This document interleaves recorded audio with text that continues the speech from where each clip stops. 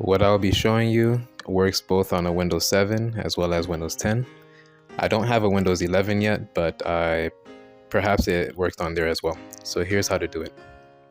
On the lower right hand side of the screen, right click the Wi-Fi symbol and click Open Network and Internet Settings.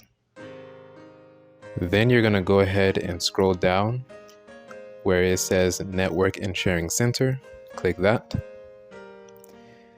Then a window will show up, and in the section where it says View Your Active Networks, on the right hand side you will see that it says Connections.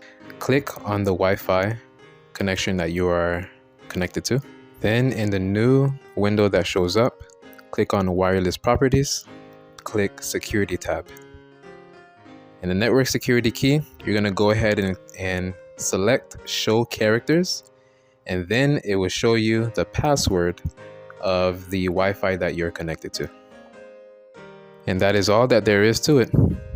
Stay happy.